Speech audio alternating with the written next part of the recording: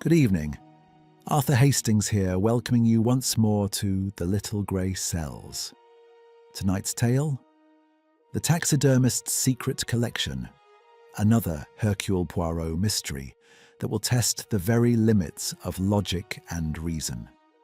Before we begin, I must convey Poirot's own appreciation, and mine, to our extraordinary audience spanning continents and time zones. Big shout out to our listeners from Round Top, Texas, Africa, and India. New listeners, we would be most honored if you'd subscribe and share with us your location in the comments below. On a private Aegean island where everything is beautiful, everyone is performing, and one man alone was genuinely alive, until someone decided that the only way to keep him was to make him permanent. Now then, settle into your chair, brew a proper tisane as the great detective would insist, and join me in unraveling this most curious affair. Your grey cells are about to be put to work. Chapter 1. The Island That Performs Itself. The champagne was excellent, the view was preposterously beautiful, and Hercule Poirot was quite certain that something was wrong. He could not, at this early stage of the evening, have said precisely what. The champagne continued to be excellent.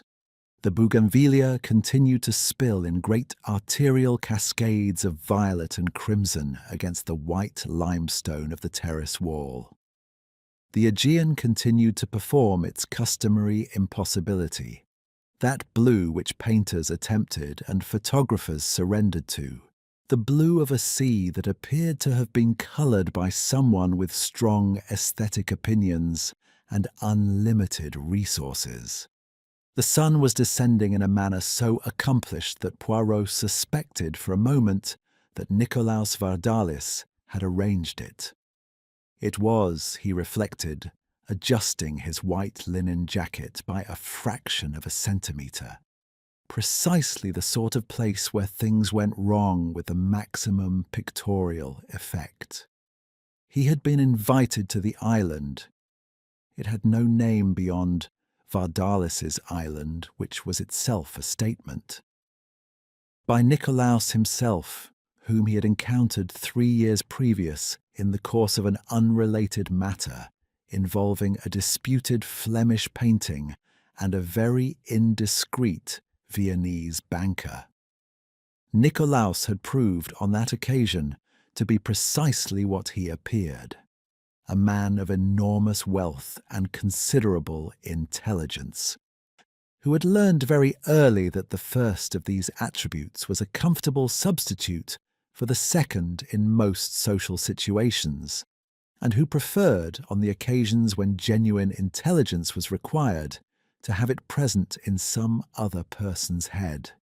He had, accordingly, invited Poirot. "You will find it restful," Nikolaos had written in the handsome, unreadable script of a man accustomed to having his correspondence typed. "There will be good food and interesting people and the sea. Nothing will be required of you." Poirot had accepted with the mild private reservation of a man who has found that invitations describing themselves as restful are frequently the most energetic of his year. Nikolaos Vardalis was a large man in the manner of men who have always had space, physical, financial, social, in which to expand. He was 63, broad-shouldered, with the deeply weathered complexion of someone who has spent decades on decks and terraces under southern sun. His hair was white and still plentiful, worn with the unconscious confidence of a man who has never needed to consider his appearance because his appearance has never failed to serve him. He moved through his own island as a monarch moves through a palace, with the comfortable authority of one for whom ownership is simply the natural condition of existence. He was, at this moment, introducing Poirot to Sebastian Armand. "My most interesting guest," said Nikolaos, which was the kind of remark, Poirot noted, that is designed to flatter the person introduced while conveying to all observers the introducer's authority to rank them. And Sebastien Armand received it with the cheerful indifference of a man who has heard a great deal of flattery and retained very little of it. He was perhaps 40, Franco-Argentinian by the look and sound of him, with dark eyes of an unusual directness, and the hands of someone who worked with them. Strong, precise, faintly calloused at the fingertips. He shook Poirot's hand with genuine interest and said, "I know of you, Monsieur Poirot. The Argentinian newspapers covered the Olivetti affair rather thoroughly. You were, I thought at the time, either remarkably brave or remarkably confident." "The two qualities," said Poirot pleasantly, "are sometimes the same thing." Armand laughed, a real laugh, unperformed, that made two of the nearer guests turn and look. He was, Poirot thought, the sort of person who generates light without intending to, which was a quality both enormously attractive and, in certain company, dangerous. "Sebastien is a taxidermist," said Nikolaos in the tone of a man presenting an exhibit. "Of the first order. His work is in 3 private collections and 2 museums." "And one very particular collection of my own," said Armand lightly. He looked at Nikolaos as he said it, a glance of perhaps half a second, level and unreadable, which remains entirely private. Something passed across Nikolaos's face. It was not quite a smile. Poirot filed it and turned his attention to the terrace at large. The guests numbered 8, which was, Poirot had long found, the ideal number for a gathering with a secret at its centre. Large enough for misdirection, and small enough for everyone to be watching everyone else. He catalogued them with the quiet efficiency of a customs official reviewing declarations. Each face presented, each detail logged, each small inconsistency between surface and substance noted for later examination. Celeste Vardalis, Nikolaos's daughter, stood at the terrace railing with a glass of champagne. She was not drinking. She was perhaps 30, extraordinarily lovely in the manner of people who have grown up in proximity to great beauty and learned, by long exposure, to carry themselves as a continuation of it. Her dark hair was pinned with easy elegance. At her throat she wore a serpent necklace in diamonds and white gold. A very beautiful, very expensive thing, coiled as though in the moment before striking. She was speaking to a man Poirot had not yet met, but her eyes moved at regular intervals to Sebastien Armand. The movement was involuntary. She had not, Poirot suspected, noticed she was doing it. Alexander Vardalis, the son, presented a different study. He was a year or 2 younger than his sister, lean and restless in the manner of a man who occupies whatever room he is in without ever settling into it. He had his father's colouring, but not his stillness. He was on his 3rd glass of champagne, Poirot had counted. And he was talking to nobody, though he gave the appearance of conversational availability. His eyes, when they found Sebastien Armand, held a quality that Poirot could not immediately classify. Not envy precisely, something older and more complicated. Raphael Ibarra, whom a white-jacketed steward identified as the family's art advisor, was perhaps 45, the handsome in a calculated way.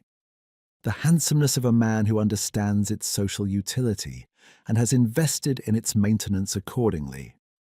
He wore his clothes and his conversation with the same smooth assurance.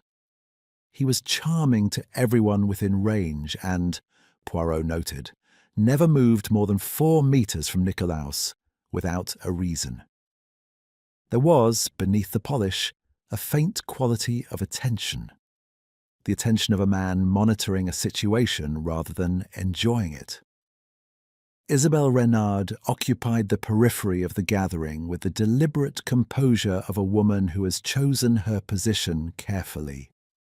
She was 50, perhaps, with the particular elegance of French women who have refused on principle to concede anything to time. She had been, the steward's information had supplemented, a close companion of Nikolaos's for several years before Celeste's mother, the second Madame Vardalis, had appeared, and the companionship had been, with the smooth administrative efficiency of great wealth, concluded. She had been invited to the island. Poirot found this interesting. Thomas Varga, the financial assistant, was the least visible person on the terrace, which was itself a form of visibility to those trained to notice it. He was 30, slight, with the indoor complexion of a man who spends his days with numbers, and the watchful, slightly removed expression of someone who knows rather more about everyone present than they would prefer. Poirot sipped his champagne. He noted the seating arrangement for dinner, already set on the long table at the terrace's far end, and observed that Sebastian Armand had been placed beside Celeste Vardalis, and that Alexander had been placed at the table's opposite end beside Isabelle, as far from Sebastian as the geometry permitted. He noted the bougainvillea, which was very beautiful. He noted the serpent necklace at Celeste's throat, which was also very beautiful. He noted that when Nikolaos crossed the terrace to Sebastian Armand and presented him, with theatrical ceremony, with a small glass case containing a mounted bird of extraordinary plumage, Armand's expression underwent a transformation so brief and so thoroughly controlled that only a man accustomed to watching faces rather than events would have caught it. The appreciation was genuine, and the surprise was genuine. The something beneath the surprise, a flash of recognition, swiftly shuttered, was the most genuine thing of all. "A gift," said Nikolaos expansively. "I understand it is a specimen of some rarity." "It is," said Armand after a moment. His voice was entirely even. "Extremely rare. I am honoured." He looked at the bird in its case with the careful attention of a man examining something he has seen before and believed, until this moment, to be elsewhere. Across the terrace, Celeste Vardalis set down her untouched champagne very quietly. She did not look at her father, nor at Sebastian. She looked at the sea. Alexander, from his position by the railing, watched Sebastian receive the gift with an expression that had resolved itself finally into something Poirot could name. It was the expression of a man waiting for a consequence he knows is coming, and has decided he cannot stop. Poirot finished his champagne. He would have preferred a tisane, but there were moments when one deferred to one's environment. The sun completed its descent with admirable professionalism. The lights of the terrace came up, warm and golden, and the white marble took the light and gave it back, and the island glowed as though illuminated from within, which was exactly the impression it intended to create. Something, Poirot thought, was very wrong indeed. He looked forward to establishing what. Chapter 2. The Pressure Beneath the Surface. Dinner on the Vardalis island was served at 9, which was the Mediterranean hour, and conducted with a formality that managed the considerable feat of appearing entirely natural. This was, Poirot reflected, the particular achievement of great wealth properly deployed, the elimination of all visible effort. The table was long and white and set with the precision of a surgical theatre. crystal that caught the candlelight and returned it fractured and brilliant, silver that had been polished within an inch of its life, flowers whose artful informality had required considerable art. 3 staff moved between the courses with the silent efficiency of people trained to be present without being noticed. The food arrived and was excellent. The wine appeared and was impeccable. The conversation flowed as conversation flows when 8 people of varying degrees of acquaintance have been placed together in beautiful surroundings and provided with sufficient champagne to establish the fiction of intimacy. Poirot ate his grilled fish and observed the table. Sébastien Armand was an exceptional dinner companion. This was immediately apparent and required no particular acuity to detect. What required acuity was the nature of the exceptionality. He was not witty in the performed manner of men who have cultivated wit as a social instrument. He was simply genuinely interested in the people across from him, which was a quality rarer than wit and considerably more disarming. He asked Celeste about a restoration project she had apparently undertaken at a Byzantine church in Thessaloniki, and his questions were specific enough to establish that he had actually listened to whatever she had told him previously. Celeste, who had been performing composure with some effort since the bird's presentation, I relaxed into the conversation with the involuntary ease of a person talking about something they love to someone who understands it. The serpent necklace caught the candlelight. Celeste touched it once, briefly, in the manner of a nervous habit, not adjusting it, but simply confirming its presence, the way people touch things they are uncertain they deserve to keep. Alexander, from his end of the table, watched this exchange with the fixed, bright attention of a man following a tennis match from a great distance. He was speaking to Isabelle Renard beside him.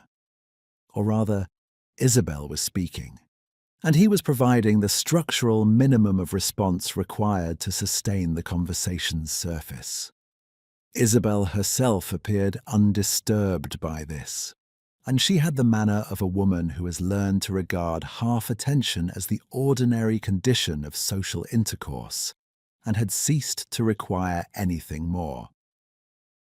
"You have known the family long?" Poirot enquired of her, during a natural pause in the general conversation. "Long enough," said Isabelle with a smile whose precise meaning she did not elaborate. She had extraordinary cheekbones, and the kind of stillness that comes not from tranquillity, but from discipline. "Nikolaos and I are old friends. He is a man of great loyalties."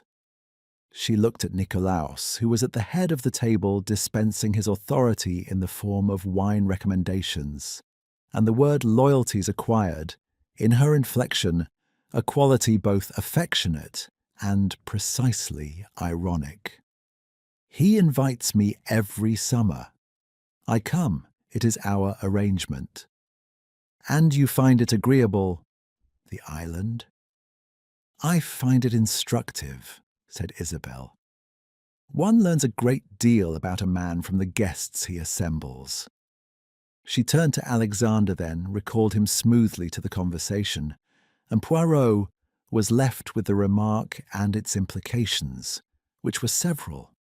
He turned his attention to Raphael Ibarra, who was seated at his left, and who had been deploying his charm on the guest opposite with the disciplined fluency of a man for whom charm is a professional qualification. Up close, the calculation was more visible, not distastefully so, but present, a faint additional layer of attention beneath the warmth. Raphael was watching Nikolaos more than the object of his conversation warranted. When Nikolaos laughed at something Thomas said, Raphael laughed also, a fraction of a second after, or with the practiced delay of a man ensuring his response lands as spontaneous rather than reflexive. "You advise Nikolaos on acquisitions," Poirot said pleasantly. "Art, primarily." Raphael's smile was immediate and easy. "He has excellent instincts for quality. My function is largely to formalize what he already knows. A comfortable arrangement, extremely." A beat of pause, brief, mastered, but present. "He is a generous patron. The collection he has assembled over 20 years would not disgrace a national institution." "Indeed." "And the bird he presented this evening to Monsieur Armand. Was that an acquisition through your offices?" Raphael's expression did not change in any way that could be called a change. The smile remained exactly as it had been. The eyes remained warm and professionally receptive. And yet something had shifted behind it all, in the way the set of a stage shifts when the light source moves. The same objects, differently revealed. "A private purchase," he said. "I believe Nikolaos sourced it himself." "Ah," said Poirot, and returned to his fish. Thomas Varga had been seated below the salt as the expression went, or rather, at the table's practical periphery, in the position of a man whose presence is required but whose category remains ambiguous. Staff, but not staff.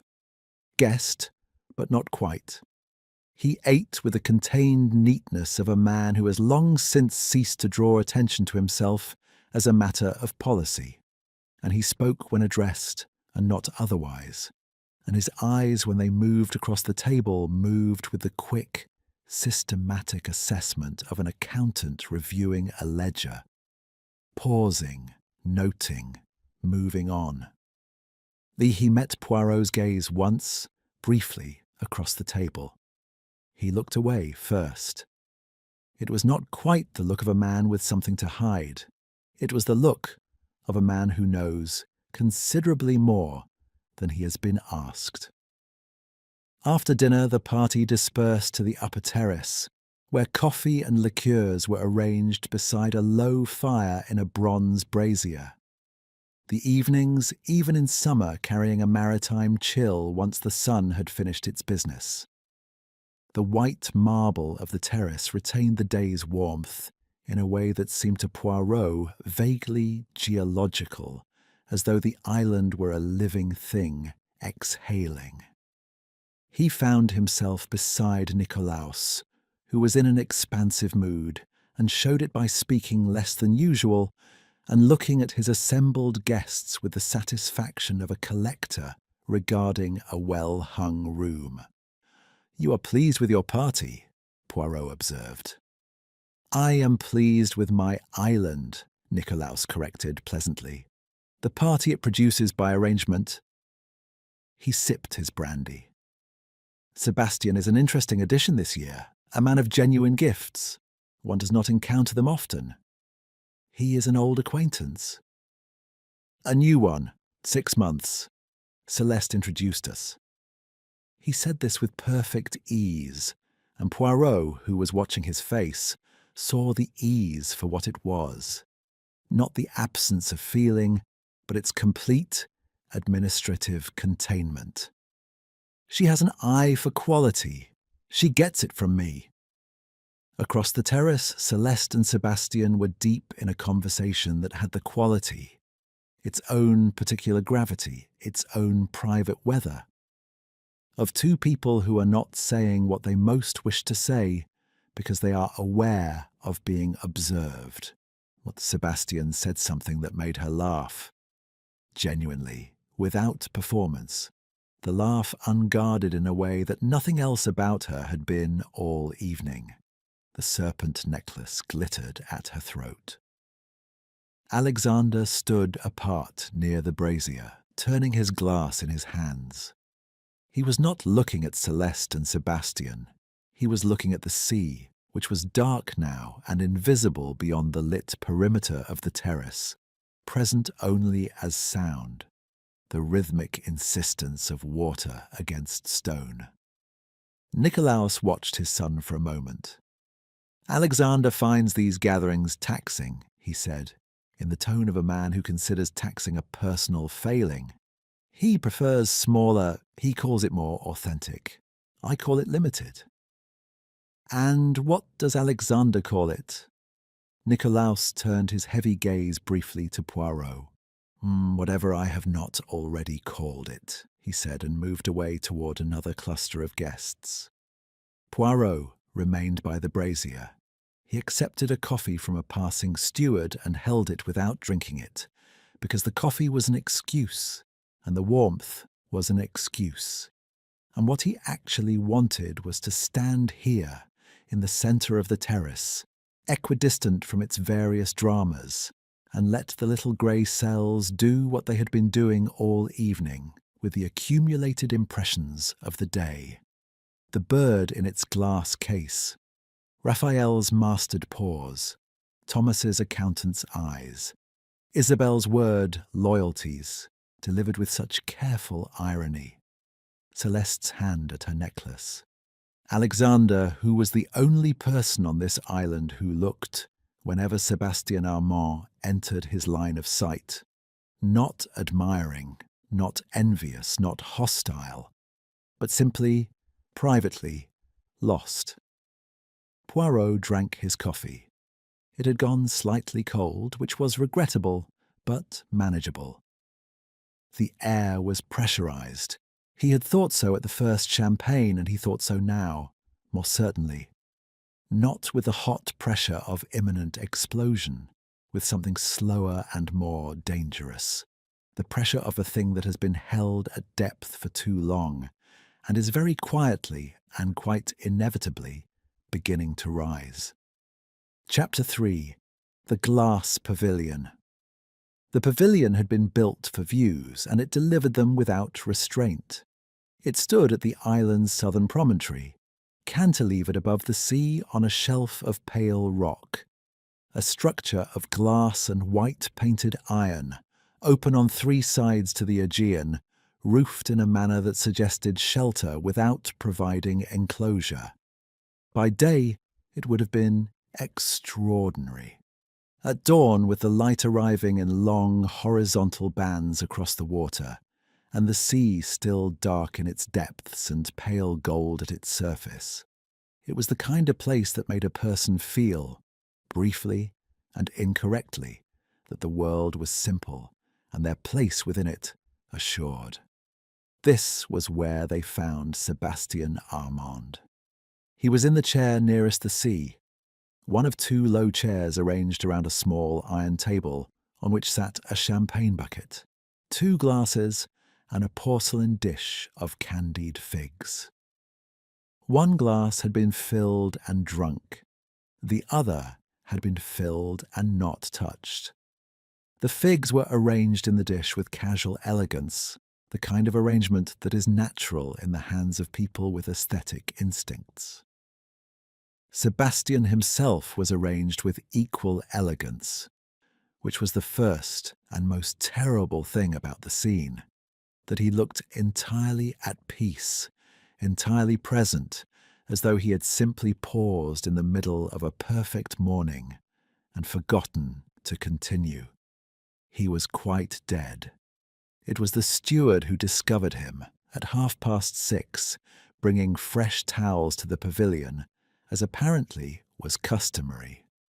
The steward, a young man named Dmitri, who would spend the remainder of the morning in a state of pale, contained shock, had fetched Thomas Varga, who had fetched Nikolaos, who had, after a brief and telling moment of stillness, sent for the doctor maintained on the island for such eventualities as required medical attention. The doctor had arrived, confirmed the obvious, and expressed with the careful neutrality of a professional who intends to be absolutely accurate, and that the circumstances were not consistent with natural causes. By the time Poirot reached the pavilion, the body had been removed, with the swift, discreet efficiency that great wealth applies to its inconveniences. But the table remained as found. He had insisted upon this in the mild, absolute way that left no room for misunderstanding, and Thomas, who appeared to be the person presently managing the practical consequences of catastrophe, had agreed without argument. Poirot stood in the pavilion doorway and looked at the table for some time before he approached it. 2 chairs, 2 glasses, 1 drunk, 1 not. The champagne in the bucket had been poured from a bottle. The bottle was present, 2/3 empty. The candied figs remained in their dish, their surfaces crystallized and glistening, entirely untouched. This was interesting in several respects, the most immediate of which was that a man who sits down at dawn with champagne and figs and a second glass does not generally intend to be alone. He crouched beside the dish, not touching it, and looked at the figs with the grave attention of a jeweller examining a stone whose provenance he doubts. Then he stood, looked at the sea, and turned at the sound of a footstep. Thomas Varga stood in the pavilion entrance with his hands at his sides, and the expression of a man who has been awake since 5, and has since accumulated a quantity of information he is not certain what to do with. "The police," said Poirot pleasantly, "will require transport from the main land. I presume arrangements are being made." "Nikolaos has telephoned already. They will arrive by midday." Thomas paused. "He has also telephoned his lawyer. I thought you should know that." It was the kind of remark, contained, precise, delivered without editorial inflection, that suggested Thomas understood its own significance perfectly well, and was conveying it as a form of professional loyalty to the truth rather than to the household that employed him. Poirot looked at him with increased interest. "You are very observant, Monsieur Varga," he said. "I am a numbers man," said Thomas, without satisfaction. "Numbers lead to other numbers. It is a habit." "Yes," said Poirot. "I find the same is true of questions." He walked back toward the main house along the cliff path, which provided a view of the pavilion from above and to the east, and confirmed what the architecture had already suggested, that anyone approaching the pavilion from the house after dark would have needed to use this path, and that the path, being of pale limestone, would in moonlight have been visible from the upper terrace. He noted the time of the previous night's moon, a detail he had observed from his bedroom window at 2 in the morning, when a familiar restlessness had caused him to sit up in the darkness and consider the quality of the evening's pressurized air, and concluded that the path would have been lit sufficiently for passage without a torch, and lit sufficiently also for observation. He returned to the house and knocked at Celeste Vardalis's door. She opened it herself, which meant she had been awake. She was dressed, fully, not hastily, in dark linen, her hair contained, the serpent necklace absent for the first time. Without it, her throat looked bare and somehow younger. Her eyes were dry, which told Poirot more than tears would have. The grief was there, certainly. It was simply of the kind that has gone past the point where the body participates. "Monsieur Poirot." She stood aside. He entered. The room was immaculate either by temperament or by effort, and the window looked south toward the pavilion, though the promontory was not visible at this angle. He sat. She sat opposite. She folded her hands and waited. "I will not ask you how you are," said Poirot. "I will ask you instead whether you were to meet him there this morning." The question arrived and sat between them. Celeste looked at it for a moment as though measuring the distance between what she had prepared to say and what the question required. "Yes," she said. "At what hour?" "6. He would go ahead at 5:30 to prepare. He liked to do those things himself, the champagne, the arrangement of the table. He found it. He said it was the difference between arriving at a place and creating one." Her voice remained steady. "I woke late. My watch had stopped. I only discovered this morning that the battery had gone. I did not reach the pavilion until I heard Dmitri, until I understood from the noise of the house that something had—" She stopped, continued. "I did not go to the pavilion after that." "You heard or saw nothing in the night?" "Nothing. I am a heavy sleeper when I eventually sleep, and I had taken some time to fall asleep. We had argued, my father and I." She looked at the window. "He knew about Sebastian, about us. He had known, I think, for some weeks, and last night he chose to— He expressed his views, at some length.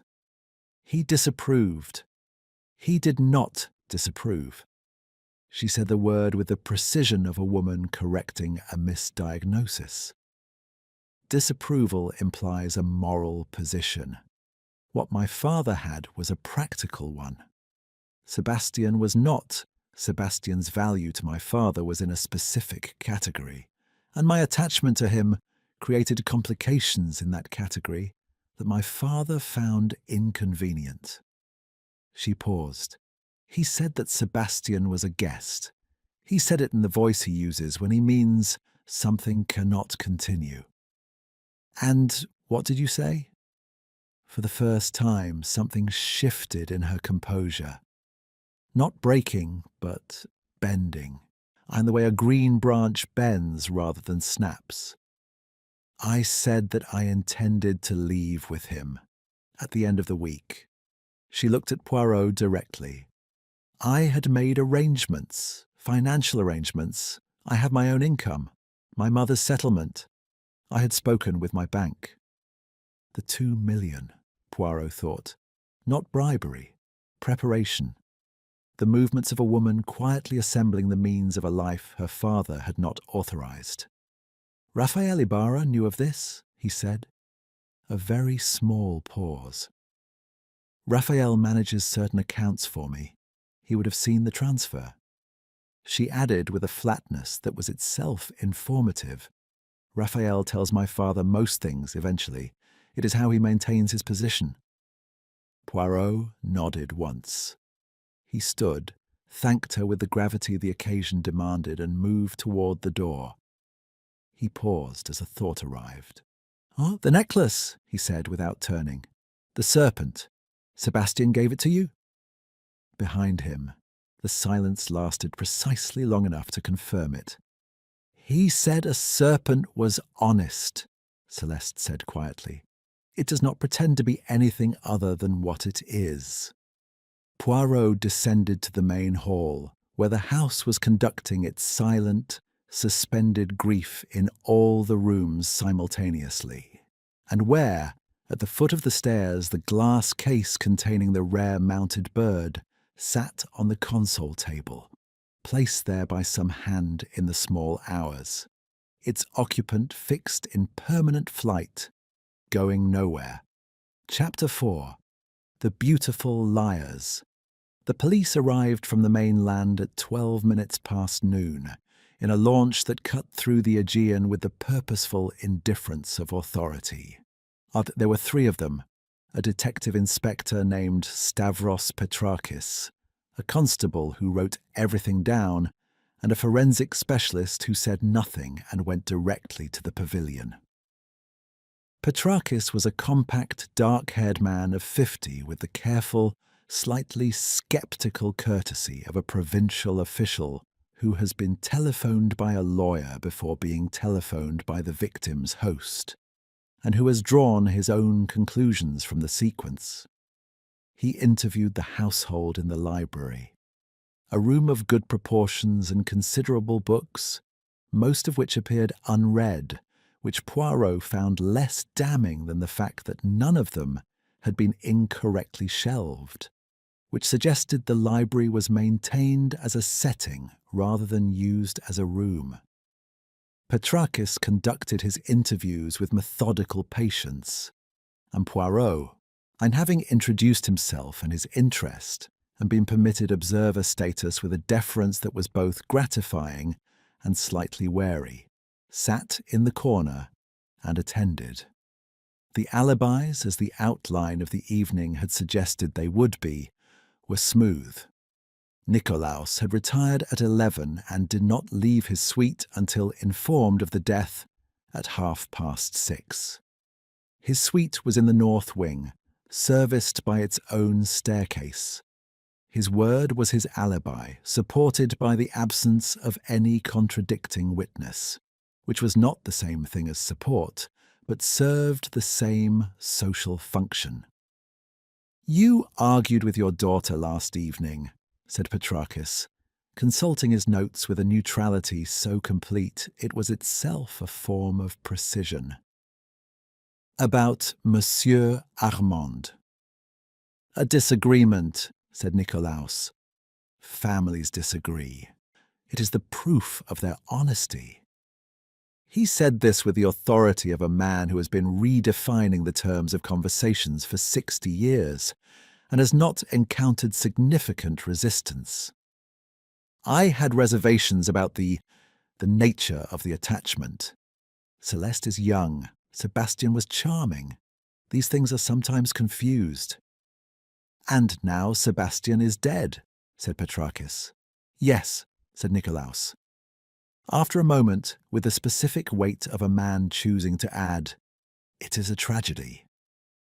Poirot observed that the word was correctly chosen, correctly delivered, and told him nothing whatsoever about the state of Nikolaos Vardalis's interior. Raphael was interviewed next. He was composed in the manner of a man who is prepared for an examination and is confident in his preparation. A different quality from genuine composure, which does not require preparation, but easily mistaken for it.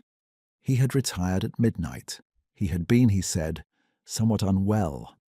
A digestive complaint, he indicated, with the faint apology of a man who finds physical frailty socially inconvenient. He had not left his room. "You manage financial matters for the family," said Petrakis. "For Nikolaos, primarily. Celeste has separate arrangements." Raphael's hands were on his knees, perfectly still. "I act in an advisory capacity."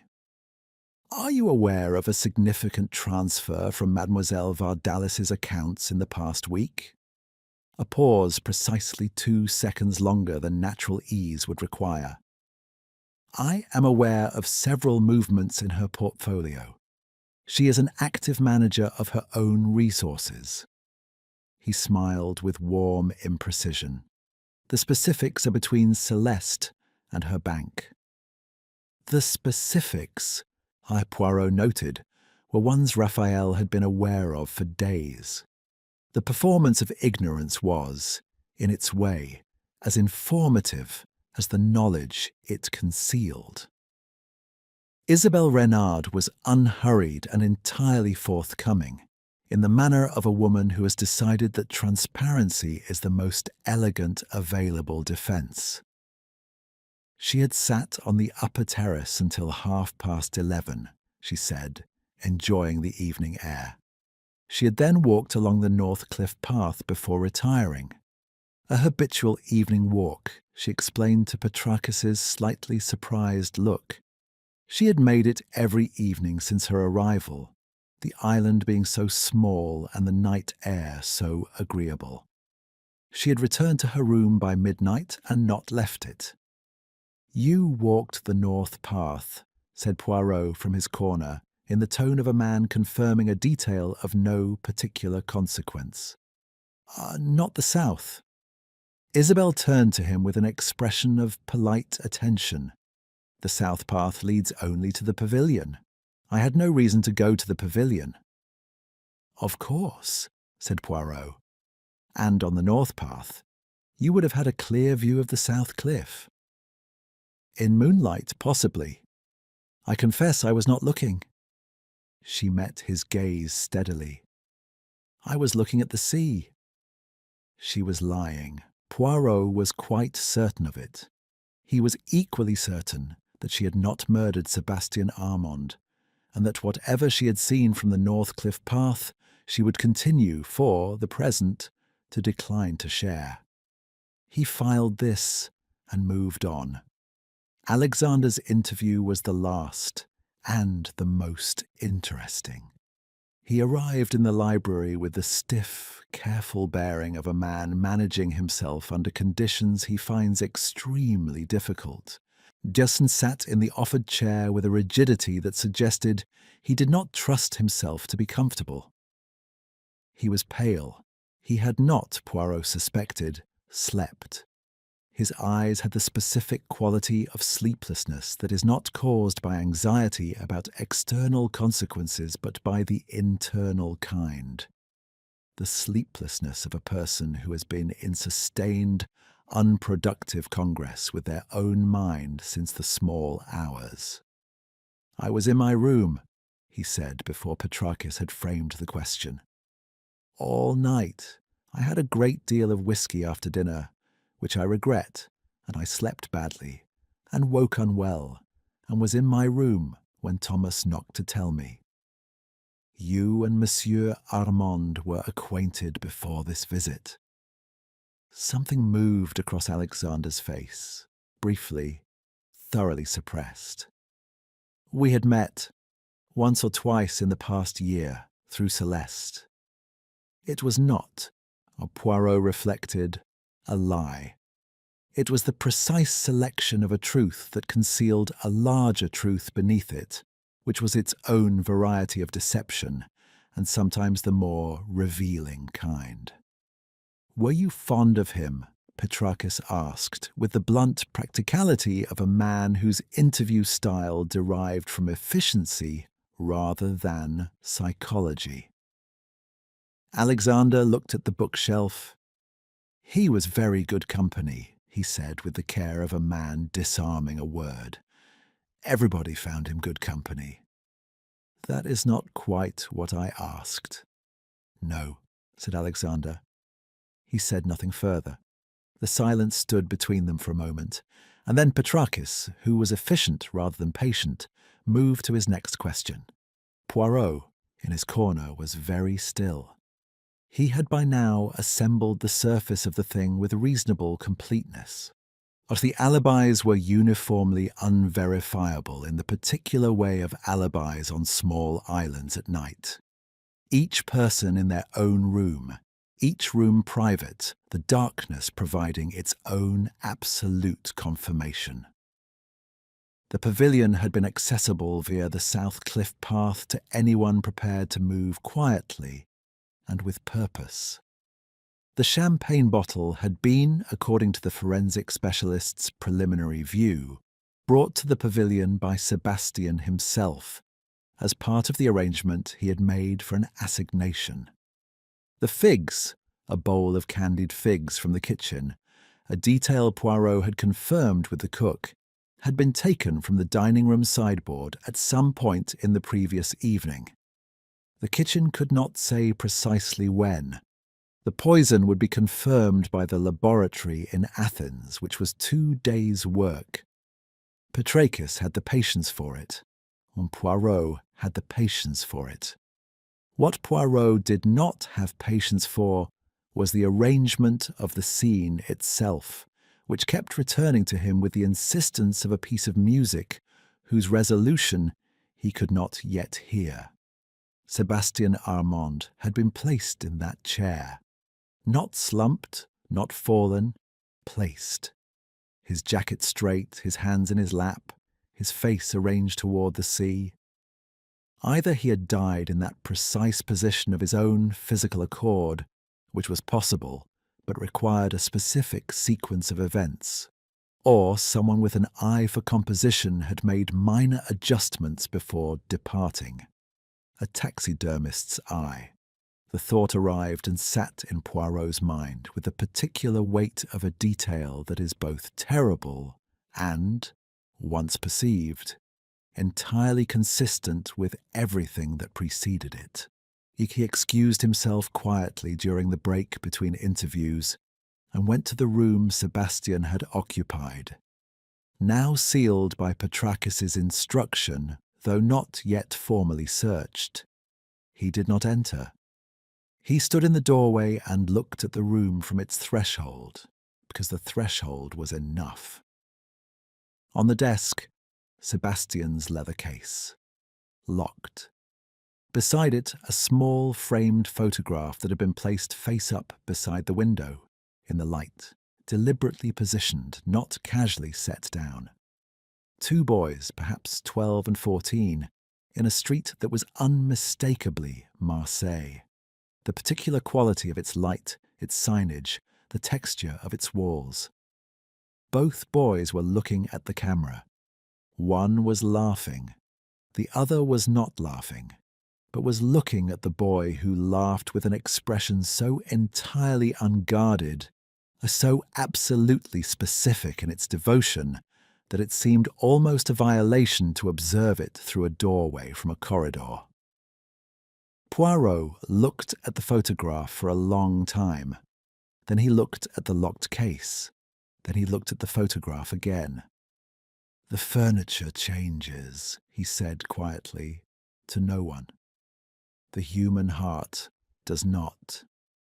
He turned and walked back down the corridor toward the terrace, where the Aegean continued its impossible blue performance for an audience that had, overnight, entirely lost its appetite for beauty. Chapter 5. What Money Cannot Buy.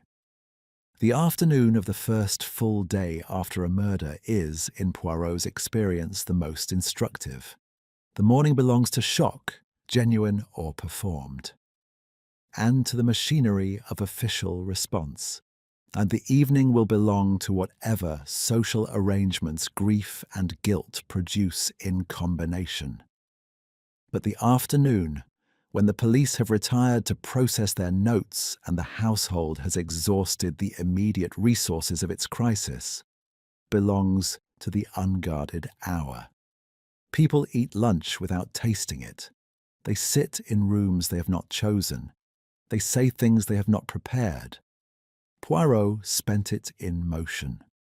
He began with the kitchen, where the cook, a stout Athenian woman named Kyria Despina, who had worked for Nikolaos for 11 years and regarded the present situation as a personal affront to the standards of her establishment, confirmed that the candied figs had been on the sideboard since dinner the previous evening, that she had noticed the bowls somewhat depleted at approximately 10:30 when she had passed through to close the windows, and that she had not seen who had taken them.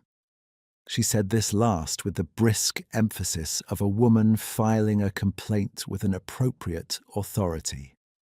"And the champagne," said Poirot. "Monsieur Armand requested a bottle from the cellar at 9 o'clock. He collected it himself." She folded her arms. "He said he preferred to choose." This detail, Sebastian selecting his own champagne, carrying it himself to the pavilion he had arranged, was consistent with what Celeste had described of his temperament. A man who liked to create the place rather than arrive at it, which meant the champagne had been in his possession from 9 until whatever hour he had descended the South Cliff path, and anyone who wished to interfere with its contents would have required access to his room, or to his person, or to the pavilion itself before Sebastian arrived. Poirot thanked Kyria Despina and went to find Raphael Ibarra. He located him on the east terrace, seated in the shade of a pergola draped in jasmine, with the appearance of a man engaged in reading, and the reality of a man thinking very hard about something unrelated to the pages before him.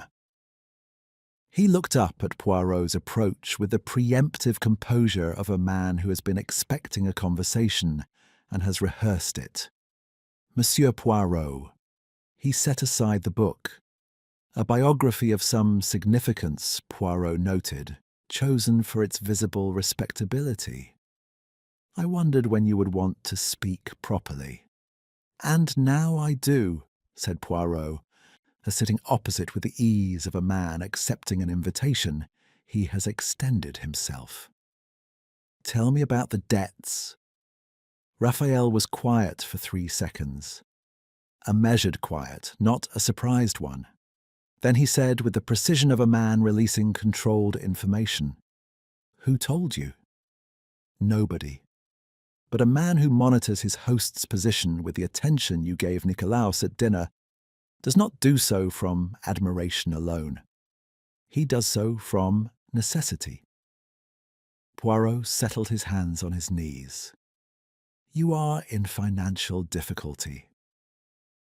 The jasmine moved in a small, warm wind. Raphael looked at the garden below the terrace with the expression of a man who has reached the point in a negotiation where concealment costs more than disclosure. Leveraged, he said, significantly. There were investment decisions over the past 2 years that did not resolve as anticipated. He paused. Nikolaos is aware of a portion of it. He has been generous. His generosity has conditions, which are loyalty, proximity, the kind of availability that means I do not take other clients, do not establish my own practice, do not, he stopped, do not become independent. And information, said Poirot. You provide him information about the people around him. Raphael did not deny it. He looked at the jasmine. I told him about Celeste's transfer, he said, the day I became aware of it. This was 4 days ago. He added with an honesty that cost him something. I told myself it was for her protection. She is impulsive. Large movements of capital without advice. I told myself that. But you did not believe it. I believed it sufficiently, said Raphael, which is a different standard than believing it. Poirot regarded him with the considered attention he reserved for people who are honest about their own dishonesty, which was a rarer quality than straightforward honesty, and in some ways more interesting. And the night of the murder, your digestive complaint. Genuine, said Raphael with something approaching wry dignity. I was in my room. I was not well, and I was not comfortable with being unwell, and I spent the night in the specific misery of a person who is both physically unpleasant and morally uneasy. He looked at Poirot. I had told Nikolaos about the transfer. I knew what that meant for Sebastian and Celeste. Whether it contributed to... He stopped. I do not know. That is the precise truth of it. Poirot left him with that precision and went to find Isabelle. She was in the small sitting room that overlooked the north garden, engaged in writing letters by hand. An increasingly uncommon activity that suited her, Poirot thought, in the way that certain people are suited by anachronisms. She received him without surprise and offered him a chair with the manner of a woman who has been waiting and declines to pretend otherwise. The North Cliff Path, said Poirot without preamble. Last night, what did you see? Isabelle set down her pen with the unhurried deliberation of a woman who has decided, in the interval since the morning's interview, how much to say. I was not on the North Path, she said.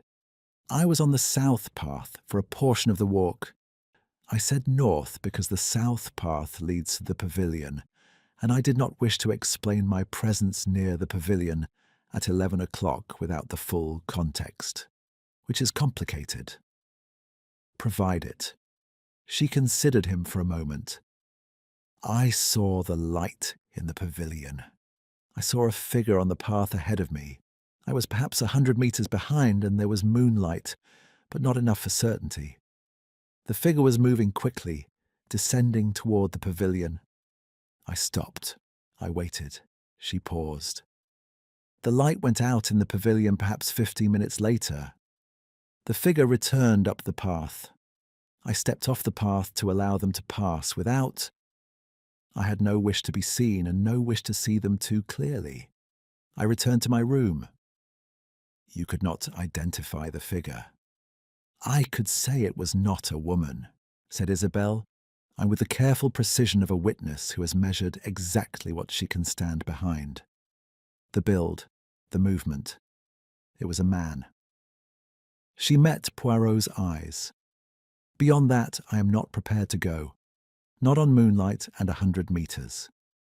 Why did you not tell Inspector Petrakis this?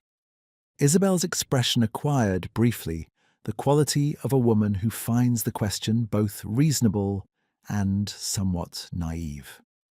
Because I have spent 20 years in Nikolaos Vardalis's orbit, she said. I know what happens to people who provide incomplete evidence against members of this family. They become less welcome, less believed, less... She stopped. I have a comfortable life. It was purchased at a cost I sometimes prefer not to examine. I told myself I had seen nothing definitive. This is true. She paused. It is also convenient. Poirot thanked her, and meant it more than formality required, and left her to her letters. He walked to the pavilion alone in the mid-afternoon heat, which was the full Mediterranean weight of an October sun that had not yet agreed to moderate, and stood at the iron table where Sebastian Armand had died and looked at the sea. The Aegean in afternoon light was a different proposition from the Aegean at dawn, less sublime, more simply beautiful, the blue direct and unambiguous, the horizon sharp. Sebastian had loved it here, Poirot thought. Whatever else he had been. Taxidermist, collector of emotional truths, the only person in Alexander Vardalis's life who had known him before performance became identity. He had been a man who found the world genuinely beautiful and had not, unlike almost everyone else on this island, confused that beauty with safety. And the rich, Poirot reflected, did not kill for money. This he had long believed. They killed when money failed, when the wealth that constructed their world proved insufficient to preserve the arrangement of that world against the pressures of ordinary human feeling. Sebastian had been leaving. He had been taking Celeste. He had been, in doing so, removing from someone's life the last remaining proof that their life contained something real. That was not a financial crime. That was something older and less tractable. He looked at the iron table. He looked at the 2 chairs.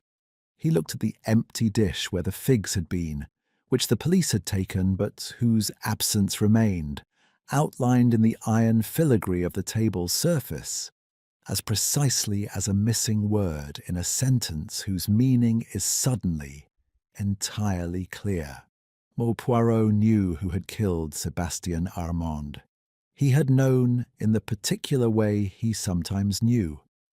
Intuition, preceding logic, the conclusion arrived before the proof. Since the moment in the corridor doorway when he had looked at the photograph of 2 boys in Marseille. The proof had been assembling itself with patient efficiency ever since, and it was nearly complete.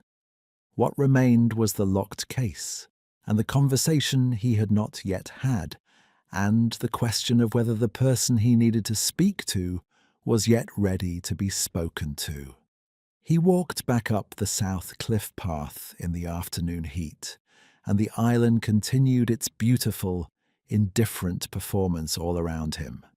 And the jasmine on the east terrace carried its scent on the warm air. And somewhere on the north side of the house, in a room with a stopped view and an excess of silence, Alexander Vardalis sat with whatever it was he had done, and waited, as the guilty always wait, for the knock at the door. Chapter 6. The Hidden Economy. Thomas Varga was in the estate office, a small, functional room behind the library that was the only space on the island without pretension to beauty. Furnished with a steel desk, 2 filing cabinets and a laptop computer, and smelling of paper, and the faint electrical warmth of a room that processes numbers rather than accommodates people. He looked up when Poirot knocked and entered, and the look had the quality of a man who has been waiting for a specific visitor and is experiencing the particular relief of their finally arriving. "Sit down, Monsieur Poirot," he said, with the authority of a man in his own functional territory. "I have been wondering how long it would take you." "You could have come to me," said Poirot pleasantly, sitting. "I thought it better to be asked." He closed the laptop with the deliberate movement of a man establishing that the conversation requires his full attention. "What I have to say is, I am a careful man. I prefer to speak when spoken to on subjects of this kind." "And what subjects are those?" Thomas looked at him with the level assessment he had directed at the dinner table 2 evenings previous. "The financial relationships in this household are not what they appear to any single person within it. Everyone has a partial view. My view, by the nature of my function, is considerably less partial." He folded his hands on the desk. "I have not told the police what I know, because what I know is a map of transactions, not a narrative of events. I am not a storyteller, but you are, I think, in the business of assembling maps into narratives." "I am," said Poirot. "Proceed." Thomas proceeded. The picture that emerged over the next 40 minutes was of the kind that Poirot had always found more illuminating than the simple drama of motive. The picture of a financial ecosystem, interdependent, fragile at its margins, maintained by the tacit agreement of all its participants not to examine it too directly. Nikolaos controlled the primary wealth with the absolute authority of a man who had generated it himself and regarded it as an extension of his will. His children's income flowed from trusts he had established with the structural generosity of a man who ensures that generosity creates dependency. Alexander's share of the business, nominally substantial, was in practice leveraged against debts that Nikolaos had quietly underwritten, making Alexander's independence as theoretical as a prisoner's key to a cell whose walls Nikolaos owned. "He knew about the debts," said Poirot. "He created the conditions for them," said Thomas, with the flat affect of a man reporting arithmetic. "Alexander has expensive tastes and a temperament that does not respond well to limitation. Nikolaos has, over 10 years, provided enough rope. He has also held the other end. The will," Thomas explained, "had been altered 14 months ago, and not dramatically. The alterations were of the kind designed to be discovered only by someone reading with extreme care, or not at all. Celeste's share had been reduced conditionally on a clause regarding marriage or sustained cohabitation with a person not of Nikolaos's approval. The approval was not explicitly defined, which was the legal instrument's principal elegance. It left the determination of approval entirely to Nikolaos's discretion, exercisable at any time. "He would have invoked it," said Poirot. "Within the week, I believe. The transfer from Celeste's account, which Raphael reported to him, as I imagine you know by now, confirmed what he had suspected, that she was preparing to leave." Thomas paused. "He would have had her portion reduced to the minimum the trust permitted, enough to make independence uncomfortable. But not impossible. She had her mother's settlement. Yes. Thomas allowed himself a very slight expression, not quite admiration, but its close functional neighbour.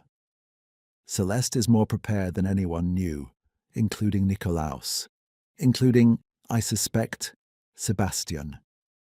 Poirot filed this carefully. The financial picture was extensive and the motives it suggested were numerous. Nikolaos with his threatened control, Raphael with his perpetual dependency, Alexander with his mortgaged independence. Any of the three had reasons to wish Sebastian absent, and the reasons were material, and the reasons were, in Poirot's assessment, entirely insufficient to explain the particular nature of what had been done. The will alteration, he said. Did Alexander know of it? Alexander knows most things about the estate eventually. Whether he had been told of this specific change. Thomas stopped. I did not tell him. Whether Nikolaos chose to use it as an instrument of pressure, I cannot say. Poirot thanked him and rose. He paused at the door. You have been in this household a long time, Monsieur Varga. You have seen a great deal. 8 years, said Thomas. I have seen everything and been asked about very little of it.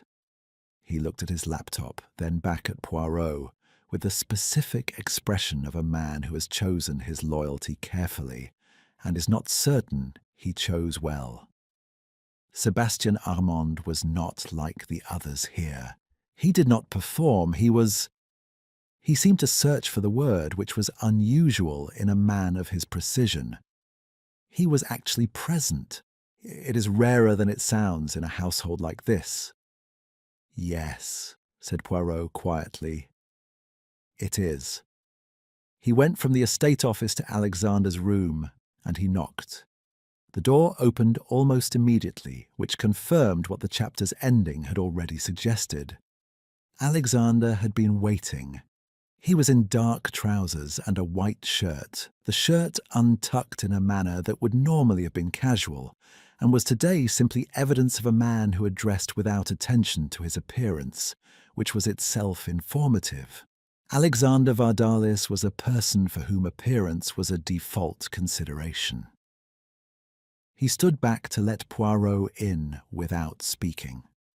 The room was north-facing and correspondingly cooler than the rest of the house, the light indirect, the sea visible as a narrow band of blue between the shutters. On the desk, a glass of water, and nothing else. A room inhabited with the absolute minimum of personal imprint, as though Alexander had been living here for 3 days in preparation for leaving. I will not ask you where you were, said Poirot, sitting uninvited, in the manner he had long since established was his prerogative. I will ask you something different. I will ask you about Marseille. Alexander, who had been standing near the window with his arms folded, the posture of a man containing himself, became, at the word Marseille, very still. It was a different quality of stillness from his usual restlessness. It was the stillness of a person who has been waiting for a word and feels, at its arrival, both dread and something almost like relief. How much do you know? He said. I know you were boys there together, before the money, before any of this. Poirot's voice was entirely even.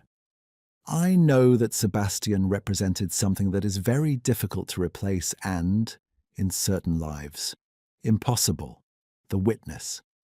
The person who knew you before you became the person you were required to become. I know that when a man has only one such witness in the world, and that witness prepares to leave, the loss is not financial, it is existential. Alexander sat down on the edge of the bed with the abrupt movement of someone whose legs have made a decision their mind had not yet reached. He looked at his hands. "We were 14 and 16, he said. In Marseille.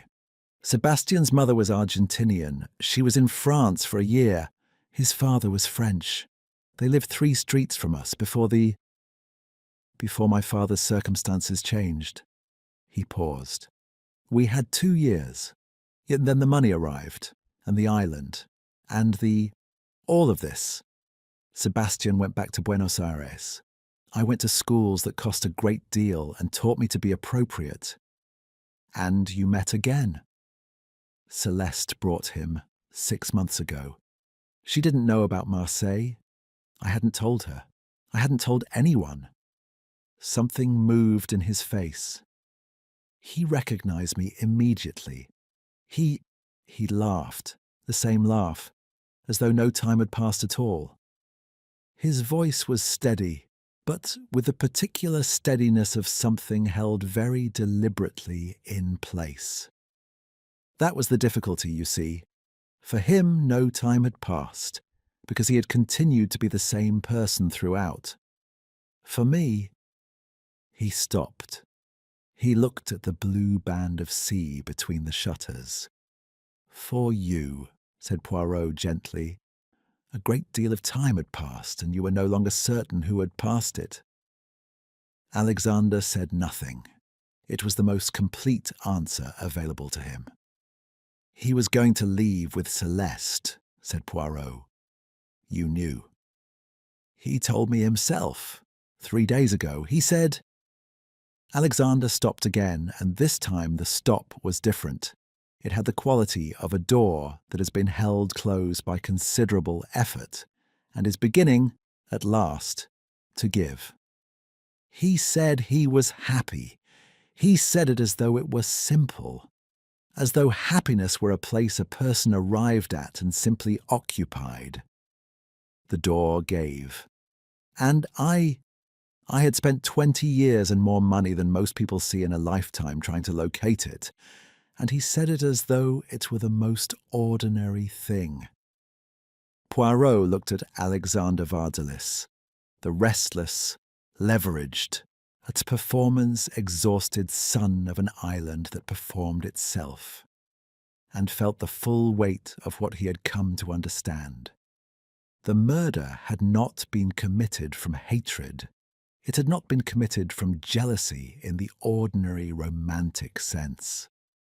It had been committed by a man who looked at the only person who had ever seen him clearly, who was about to carry that knowledge out of his life forever, and who had decided, in the terrible logic of desperation, that if he could not have Sebastian present, he would at least have him permanent. A taxidermy of grief. "I will need to speak to you again," said Poirot, rising. "There are things that must be faced, but not tonight." He looked at Alexander directly, without judgment and without clemency, which was the honest combination. "Tonight, I ask only that you remain on the island." Alexander looked up at him from the edge of the bed, and his face, for the first time since Poirot's arrival, bore no performance whatsoever. It was the face of a frightened boy. The boy from Marseille, the one who had been 14 and unguarded and had not known yet what the money would cost him. "Where would I go?" he said. Chapter 7. The Mask of Gold. Poirot did not sleep well, which was unusual. He lay in the excellent bed in the excellent room, and listened to the Aegean conduct its perpetual, indifferent conversation with the limestone below his window. And he thought about locked cases and childhood photographs, and the particular cruelty of a world that gives certain people everything except the one thing they require. At 5 o'clock, he rose, more dressed with his customary precision, the ritual of the correct crease, the exactly placed pocket square, the moustaches attended to with the small, ivory-handled brush that had accompanied him from Brussels and showed no signs of retiring, and descended to the kitchen, where Kyria Despina was not yet present, and the coffee was therefore his own responsibility. He made it badly, which he acknowledged without distress, and took the result to the East Terrace to drink, while the sky performed its dawn gradations over the sea. He had 3 things remaining to do before he could proceed. The first was the locked case. He returned to the corridor outside Sebastian's room at 5:30, when the house was still, and the sealed door presented itself to him as it had the previous morning. Final, certain, holding whatever it held. Petrakis had taken photographs of the room's contents but had not yet had the case formally opened. It was on his list for the morning, and Poirot, who had cultivated the inspector's cooperation with the patience of a gardener who understands that certain plants require time, had secured permission to be present. He was present now, somewhat ahead of the arrangement, with the small set of instruments he carried from professional habit, and had used on fewer occasions than one might suppose, preferring always to find the honest entrance. The lock was of good quality and yielded in 4 minutes, which was a respectable compromise between the lock's dignity and his own urgency. Inside, the case held what Sebastian Armand had called his private collection. It was not animals. Poirot had known this since the outline of the evening's first conversation had suggested it, and the confirmation was exactly what he had expected, and somehow still more affecting than expectation had prepared him for. The case contained documents, photographs, letters, and 3 small objects: a worn brass compass, a child's marble of clouded blue glass, and a folded piece of paper that had been folded and unfolded so many times, its creases had become the paper's primary architecture. The documents were financial, not the estate accounts of the Vardalis household, but something considerably more personal. They were records of the original sources, the specific transactions conducted over 3 years in Marseille and subsequently by which Nikolaos Vardalis had assembled the initial capital that had become the island, the fleet, and the collection. They were records of provenance that Nikolaos had spent considerable effort over many decades ensuring did not exist. They existed here. Sebastian had found them, or been given them, or inherited them from someone who had known, and had kept them in a locked case that he carried everywhere, not as leverage, Poirot thought, but as a form of truth-keeping, a preservation of what actually was, against the beautiful institutional fiction of what appeared to be. Beside the documents, 3 letters in the same hand, a woman's, elderly, the paper age-darkened at its folds. Poirot read the first 2 and understood their significance immediately. He read the third with the particular care one gives to a document that is simultaneously the simplest and the most consequential thing in a room. And the marble and the compass he set aside. The folded paper he opened. It was a list written in 2 different hands. One neat and economical, one larger and somewhat impatient, of places. 23 places distributed across 4 continents. Cities mostly, with a scattering of coastlines, and 2 that were simply geographic coordinates. Beside each place, a brief notation in the impatient hand. Went here, 1987. This one without you. Someday, this one together. Beside the last entry on the list, an island in the Cyclades, no further specification, the neat hand had added more recently, in ink of a slightly different shade. We have it. Come. Poirot refolded the paper with extreme care and placed it back in the case precisely as he had found it. He relocked the case, replaced it on the desk, and stood for a moment in Sebastian Armand's sealed room in the early light, with the full weight of what he now knew. Sebastian had not been keeping the documents as leverage against Nikolaos. He had been keeping them because they were true, and he was a man who preserved true things. The letters and the list and the compass and the marble were his private collection in the most literal sense.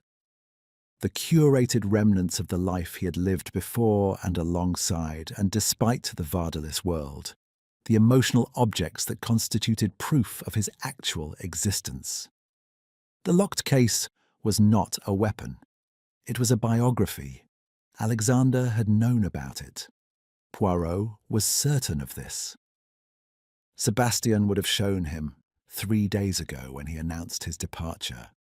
Would have shown him the list, perhaps, with its shared notations, as a form of invitation or farewell or both. Look at what we had. Look at what I'm going to. And Alexander, who had spent 20 years accumulating everything except authenticity, had looked at the life catalogued in that leather case and understood, with the absolute clarity that comes only at the extremity of loss, that he was watching the last real thing in his world prepare to leave it. The second thing was the forged documents. Thomas had mentioned them in passing the previous afternoon. A reference to certain art authentication papers in Raphael's files, whose provenance he had found in the course of routine reconciliation, inconsistent with the acquisition records. He had not elaborated, treating the detail as a subordinate note in the larger financial picture. Poirot had treated it the same way at the time and was now revisiting it, because subordinate notes in his experience frequently resolved into the melody when everything else had been accounted for. He found Raphael in the dining room at 7, consuming coffee with the air of a man who has not slept, but has tidied himself sufficiently to pretend otherwise. Poirot sat down and accepted coffee from the carafe and addressed the matter directly. "The authentication papers for the kokoschka," he said, "and the 2 Picasso sketches. They are not what they should be." Raphael set his cup down with the precision of a man buying time he does not need for thought, because the thinking is already done. "They are. There were irregularities in the documentation chain." He paused. "The works themselves are genuine. The paperwork was expedited through channels that do not bear the closest examination. At Nikolaos's instruction, with Nikolaos's knowledge, the distinction was offered carefully. I managed the process. It was not the first time. It will not be—" He stopped. "It may be the last time." "Sebastian knew," said Poirot. It was not a question. Raphael looked at him. He had seen the works. He had an educated eye. I think he suspected. I think— A pause of honest recalibration. "I think he chose not to pursue it, because he was not that kind of man. He collected truth for himself. He did not weaponize it against others. But Nikolaos did not know that Sebastian chose not to pursue it." The silence that followed this was the particular silence of a man understanding, in the moment of its articulation, something he had been circling without approaching. "No," said Raphael slowly. He did not know that. He knew only that Sebastian had access to, that Sebastian was perceptive, and that Sebastian was leaving with Celeste, and that Sebastian's case went with him everywhere. He looked at his coffee. He would have assumed the worst. "Because the worst," said Poirot, "is what he would have done himself." Raphael said nothing. It was sufficient. The third thing was the conversation with Nikolaos, which Poirot had been saving because it required everything else to precede it, and because Nikolaos Vardalis was a man who responded to full knowledge differently than to partial knowledge, and Poirot intended to arrive with every card visible. He found him on the upper terrace where the party had begun. The same view, the same impossible blue. The bougainvillea continuing its arterial cascade as though none of the intervening events had modified the island's aesthetic obligations. Nikolaos stood with his back to the house and his face to the sea, and turned at Poirot's step with the expression of a man who has been waiting at a particular crossroads for long enough to recognize the approaching figure from a considerable distance. "You know," said Nikolaos. "I know," said Poirot. A long pause. The sea, the jasmine from somewhere below the terrace wall, the sound of the island perform in itself, as it always had, as it would tomorrow. "My son," said Nikolaos. The words were flat and contained and held within them a weight that had no obvious outlet. Not grief precisely, not guilt, but the specific, crushing compression of a man who has spent 60 years ensuring the world arranged itself to his specification and is confronting, at last, the bill. "Your son," said Poirot. "Yes." He looked at Nikolaos Vardalis. The wealth, the authority, the island, the fleet, the art, the guests assembled to reflect his consequence back at him.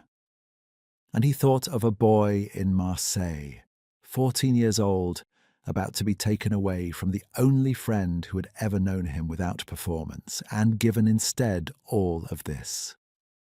"The golden world," said Poirot quietly, "collapses under truth.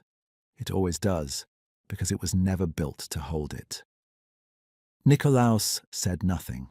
He turned back to the sea, and the sea received his silence as it received everything, without judgment, without consolation, without end.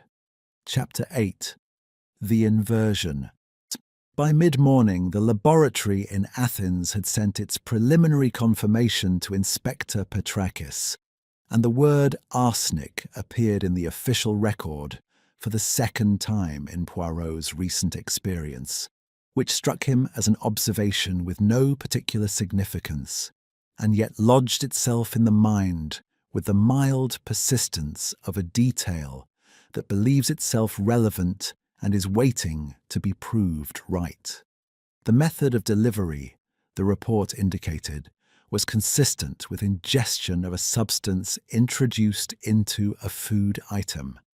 Specifically, a sweet, sugar-dense preparation of the kind that would mask a bitter compound thoroughly and present no unusual taste to an unsuspecting consumer. The candied figs, in short, though the figs themselves were gone. The champagne in the second glass, the glass that had not been drunk, showed no trace of anything unusual. Poirot read the summary that Thomas had transcribed from Petrakis's telephone communication and then set it precisely on the corner of the estate office desk and looked at it for a moment. The champagne was clean. The figs were poisoned. This was the final technical confirmation of something he had understood in outline since the morning of the discovery, but which he now saw in its full and specific dimension. Sebastian had brought the champagne himself. He had selected it, carried it, controlled it from cellar to pavilion. Anyone who wished to interfere with the champagne would have required access to Sebastian directly, or to his room, or to the pavilion before his arrival, none of which were simple. But the figs had been taken from the dining room sideboard, freely available, the kitchen confirmed, to anyone present at or after dinner. They had been placed in the dish by someone with access to both the figs and the arsenic and the pavilion, and with sufficient knowledge of the planned assignation to know that Sebastian would be there, at that hour, expecting a companion. Alexander had known about the assignation. Sebastian had told him 3 days ago when he announced his departure. "I will say goodbye properly. We will have a final evening in the pavilion, Celeste and I, at dawn." Something of that kind. Something that had lodged itself in Alexander's mind alongside everything else Sebastian had told him and had combined in the dark hours that followed into a plan whose specific horror was its aestheticism. He had not simply poisoned the figs. He had arranged them in the dish. This was the detail that Poirot could not set aside, that had returned to him each time he attempted to move past it to a more tractable observation. The figs in their crystallized elegance, disposed in the porcelain with the casualness of an artist's hand. The kind of casualness that is not casual at all, but is the high, refined product of an eye that has looked at beautiful arrangements for so long that beauty has become involuntary. Sebastian had been a taxidermist of the first order. He had composed the natural world into attitudes of permanent grace, and Alexander, who had loved him since Marseille, and had watched him and absorbed him and lost him incrementally over 20 years of distance, had learned from that love, if nothing else, how to compose. He had staged Sebastian as Sebastian would have staged himself. Eternal, unchanging, present forever in the attitude of peace. The thought was, Poirot found, among the most disturbing he had entertained in a career that had required him to entertain a considerable range. Not because it was monstrous, it was monstrous, but because within the monstrousness there was something that was almost, in its terrible, inverted way, an act of love, which made it worse.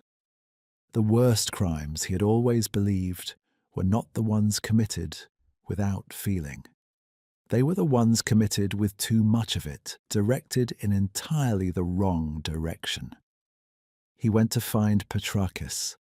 The inspector was on the south terrace with his notes and his midday coffee. A man who had reached the point in an investigation where the facts have substantially assembled themselves, and what remains is the architecture of their presentation. He looked up at Poirot's approach with the expression of someone whose conclusions have been travelling toward the same destination as their visitors, and are close enough to the arrival point to permit a certain collegial recognition. "You have arrived at Alexander Vardalis," said Poirot, sitting. "I have arrived at Alexander Vardalis," confirmed Petrakis, without visible surprise. "The difficulty is what I can prove. The arsenic. We have the source in the island's maintenance stores, which are accessible to the household. We have no fingerprints of value from the dish. We have no witness who can positively identify." He paused. "We have a woman who saw a figure on the South Cliff path at 11 o'clock who says it was a man. This is useful, but not conclusive. Alexander has no alibi of any substance. He has his own word, which is not nothing in a court, but is not sufficient on its own." Petrakis turned his coffee cup on its saucer with the reflective air of a man thinking aloud in the company of someone he trusts to receive the thinking. "If he confesses, the case is complete. Without confession, I have a compelling circumstantial argument that requires—" He stopped. "That requires him to speak," said Poirot. "Yes, I believe he is ready to do so." Petrakis looked at him carefully. "And you believe this because—" "Because a man who has been performing his entire life and is finally, catastrophically exhausted by the performance, is not looking for an escape. He is looking for the thing that performance has always denied him." Poirot folded his hands. "He is looking for someone to see him accurately.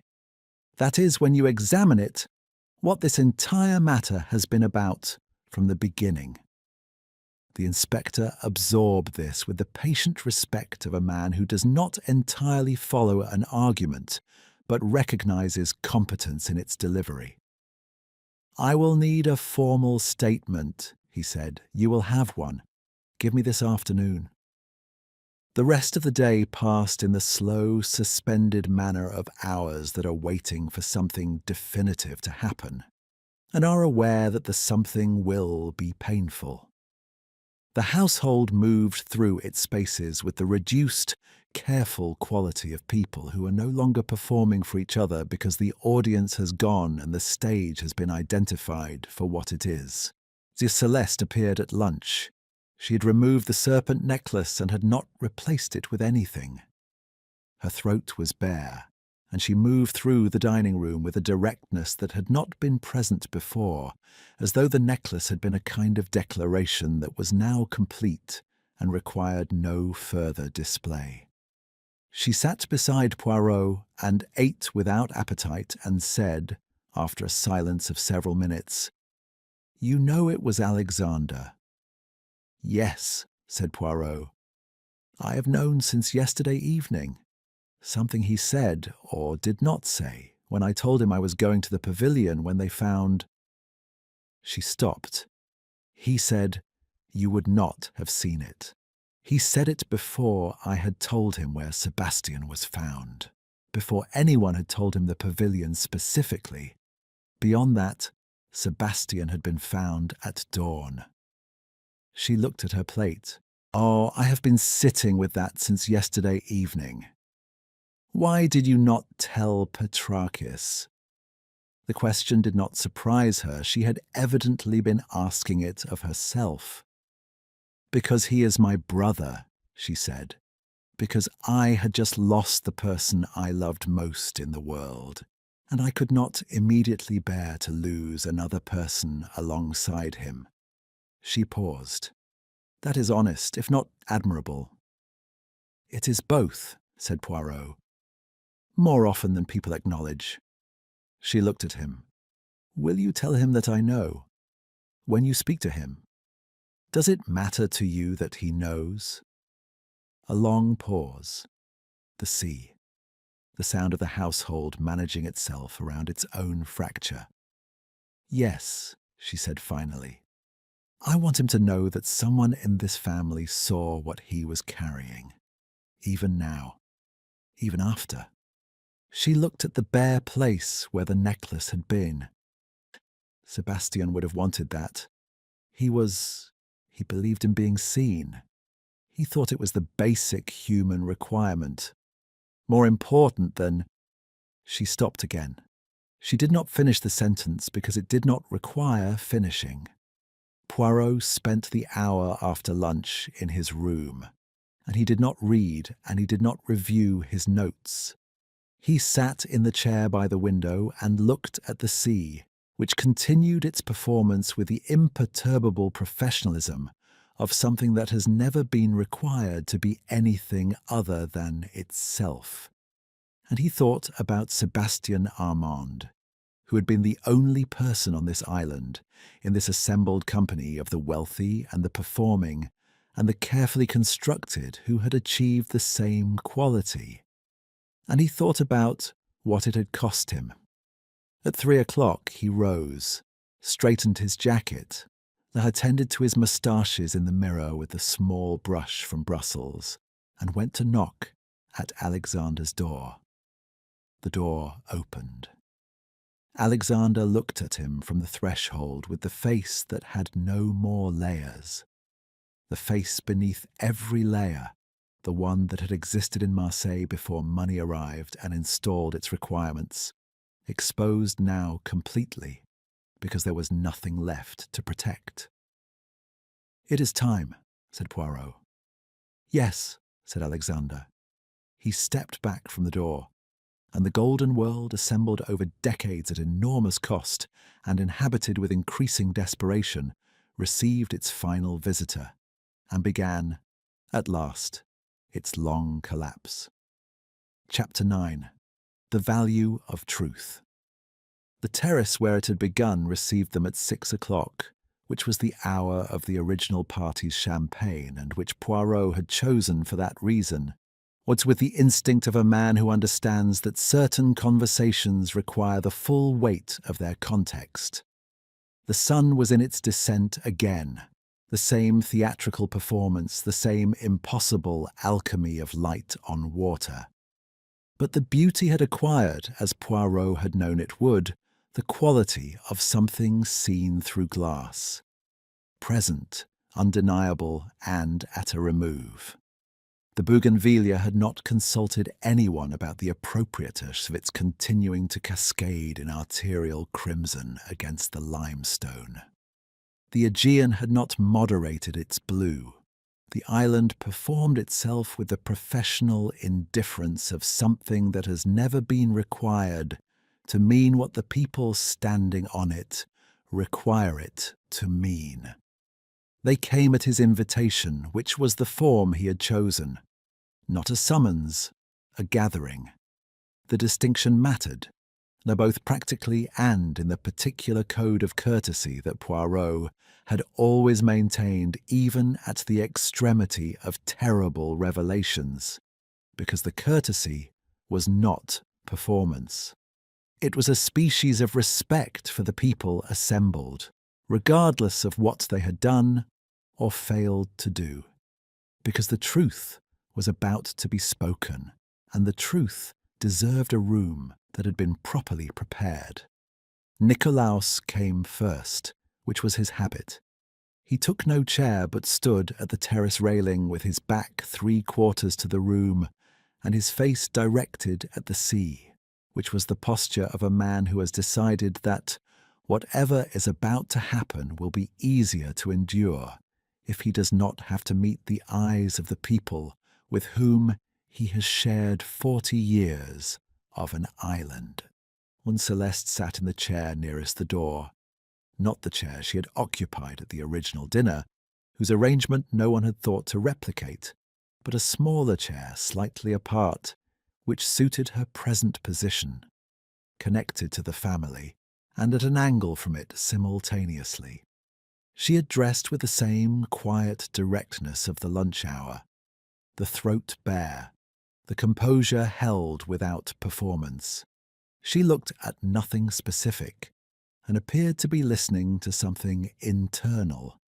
Raphael arrived with the contained, slightly formal bearing of a man attending a proceeding he expects to find uncomfortable, and has prepared himself to endure. He chose a chair to the left of the terrace's centre, equidistant from Nikolaos and the others, which placed him precisely in the position his entire relationship with the household had occupied, adjacent, never central, permanently available for the comfort of proximity without the risk of belonging. Isabel settled into her chair with the settled quality that was uniquely hers. The particular composure of a woman who has been composing herself in difficult company for decades and has arrived by long practice at a form of stillness that requires no effort. She looked at Poirot with the steady attention of a person who has already provided what she can provide and is present now as a witness rather than a participant. Thomas stood near the wall, a little behind the others, in the position of a man who is technically present and practically invisible, which was where he had always been most comfortable and most useful. Or Alexander came last. He came through the terrace door with the careful, deliberate step of a man who has made a decision and is enacting it before the decision can unmake itself. He looked at no one immediately. He took the chair that remained, the chair that happened by the random arrangement of the available seating, to be Gerald's, or rather the chair at the table's near end that was closest to the railing with the sea behind it. He sat with his hands on his knees and his eyes down, and then he raised his eyes and looked at Poirot, and the look was the same look as the doorway. Stripped entirely, no varnish remaining, a face that had resigned its last pretension. Poirot stood. He did not move to any particular point of the terrace. He remained where he was, and near the iron table that held a carafe of water and 6 glasses that he had arranged himself, because the arrangement of things was the arrangement of things, and he was not going to abandon his standards at the moment they mattered most. "I want to speak first," he said, "about value." He looked at the assembled company with the grave, particular attention of a man who is speaking to each person individually within a single address. This island represents a very great quantity of wealth. The art within the house represents a great quantity more. The financial arrangements that maintain the family and its dependencies represent a structure of considerable complexity and, in some of its elements, considerable fragility. He paused. These things are expensive. Some of them are valuable. They are not the same. Nikolaos's shoulders moved slightly. Not a turn, not a flinch, but the involuntary adjustment of a man receiving a distinction he has spent his life declining to make. Sebastian Armand arrived on this island 6 months ago as a new acquaintance of the family. He was a taxidermist of the first order and a collector of a more personal kind. A man who preserved the authentic emotional residue of his life in a locked case that he carried everywhere because he understood that what is genuinely valuable is always at risk of being lost, and that the only reliable protection against loss is deliberate, careful keeping. Poirot looked at the case's absence in the room. He was also the only person here who had retained, through 40 years of varying circumstance, the faculty of being entirely himself. Or, this is not a small thing. It is, in my experience, one of the rarest. He turned slightly towards Celeste. He loved your daughter, Nikolaos, and she loved him, not as an acquisition or an arrangement or a solution to some other problem, but directly, which is the only way that love is actually love, and not something else wearing its name. Celeste's hands in her lap tightened briefly and released. He was leaving with her. He had told this to Alexander 3 days before his death. Poirot's voice did not change its register. It remained even, unhurried, the voice of a man who has always found that the truth is best delivered simply because it is sufficiently powerful without any additional assistance. Alexander and Sebastian had known each other since childhood, since Marseille, these since before the island and the fleet and the collection and everything that has since been constructed to demonstrate the Vardalis significance to a world that the Vardalis family has always, at some level, feared would find them insufficient. Nikolaos turned from the sea at that. He turned fully and looked at Poirot and said nothing, but he looked. Sebastian was Alexander's only witness, said Poirot. The single person remaining in his world who had known him before performance became identity. Before he learned that what was required of him was not the boy from Marseille, but the heir, the inheritor, the role. When Sebastian told him he was leaving, Alexander understood, with the clarity of a man who has been approaching a precipice for 20 years and has finally arrived at its edge, that the last real thing in his life was about to be removed from it. He paused. And he could not bear it. The terrace was entirely quiet. Even the sea seemed for a moment to have reduced its conversation with the limestone below. He took arsenic from the maintenance stores. He took the candied figs from the sideboard after dinner. He went to the pavilion in the dark, by the South Cliff path, and he prepared the dish and left it on the table that Sebastian had arranged for two, and he came back up the path and went to his room. Poirot let a silence stand. He did not go to watch. He did not wait. He went back to his room because he knew that what he had done could not be undone, and because the specific mercy of his own temperament, the one quality in him that the money and the performance had not entirely consumed, was that he could not watch.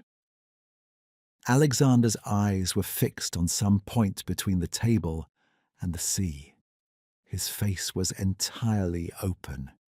It was the most honest face in the room, and the most terrible, because the honesty was the honesty of a person who has nothing left to protect. "He arranged Sebastian," said Poirot quietly. "After. When he went down at dawn, before the household woke, and found that it had worked. He arranged him as Sebastian arranged the things he preserved, with care, with precision, with the eye of a man who understood beauty and wished the last image to be worthy of its subject." He stopped. It was, I think, the only act of love available to him at that moment, and it was the act of a man who had lost his reason entirely. Both things are true. Alexander made a sound. It was not a word. It was the sound of something that had been held for a very long time under very great pressure and had at last been released. Not dramatically, not with the theatrical intensity of a scene, simply released, the way a held breath is released quietly at the end of endurance. "I wanted him to stay," Alexander said. His voice was the voice of the boy from Marseille, unmodified by 40 years of everything that had happened since. "I knew I could not ask him to. I knew what I was asking, and that it was not a thing a person asks another person. But I wanted him to stay, and when he said he was going, I felt—" He stopped. He looked at his hands. I could not let him go, and I could not make him stay, and there was no third option that I could find. "There was," said Poirot. "There is always a third option. It is simply the most difficult one. Which is? To let people be free." He said it without judgment and without clemency, which was the honest combination. To love someone and permit them the liberty of their own life, even when their life takes them away from you, even when it costs you everything. This is not easy. It is, I think, the hardest thing, but it is the only thing that does not destroy. Alexander looked at him for a long moment. Then he nodded once, a small, definitive movement, the nod of a man accepting a verdict he has already rendered upon himself. "I will speak to Inspector Petrakis," he said. "Tonight I will tell him everything." Nikolaos, what's at the railing, had not moved since he turned from the sea. He was looking at his son with the expression of a man confronting an arithmetic he assembled himself, item by item, over decades, and is only now adding to its sum. It was not, Poirot thought, entirely without grief. Nikolaos Vardalis was a man who had built a world instead of raising children, and the world had held for 60 years, and tonight it was revealing what it had cost. The sun completed its descent. The light on the water went from gold to bronze, to the deep, luminous violet that preceded dark, and the island glowed its last performance of the day. No one reached for the champagne. Chapter 10, After the Gold Rush. The police launch arrived at 9 the following morning to take Alexander Vardalis to the mainland, and the handcuffs caught the Mediterranean light in the particular way of metal objects at sea. Briefly, brilliantly, indifferent to the significance of the moment they illuminated. Poirot stood on the jetty and watched. He stood with his hands at his sides and his face composed in the expression he reserved for the endings of cases, which was not satisfaction and was not sorrow, and was not the neutrality of a man who feels neither, but was rather the specific, unclassifiable weight of a man who feels both simultaneously and has learned over many years that the two do not resolve each other and must simply be carried together. Alexander descended the jetty steps between two officers with the unhurried step of a man who has made his peace with the direction of travel, if not with the destination. He had dressed with care, which Poirot found both touching and significant. The last performance, or perhaps the first authentic act of self-respect. He paused at the foot of the steps and turned and looked back at the island, not at his father, who stood at the upper terrace railing with the stillness of a statue that has not yet been told it will be removed. Not at Celeste, who was not on the jetty at all but stood at her bedroom window, which Poirot had observed.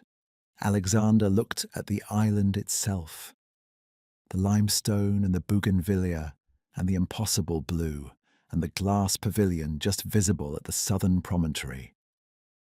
And the look lasted exactly long enough to constitute a farewell, and no longer. Then he stepped into the launch, and the launch moved away from the jetty with the competent indifference of a vessel that makes this crossing many times a week, and Poirot watched it until the white wake had thinned and dispersed, and the Aegean had recovered its undisturbed surface, and there was nothing to indicate that a departure had occurred except the fact of the departure itself. He turned and walked back up the jetty steps. The island in Alexander's absence began immediately, and without discussion, the process of continuing. This was, Poirot had long observed, what islands did, what houses did, what the material world in general did with a reliability that the human world found alternately consoling and insulting. It proceeded. The staff replaced the flowers in the hall vases with the fresh ones that arrived by boat each Thursday, and the marble of the terrace was polished to its customary impeccability. In the kitchen, Kyria Despina organized the day's provisions with the focused authority of a woman for whom the preparation of food is not a domestic function, but a form of philosophy. A daily argument that life continues and that its continuation deserves proper attention. Champagne was restocked in the cellar, which Poirot noted and found in its mechanical necessity neither callous nor remarkable. The world did not pause for its own dramas.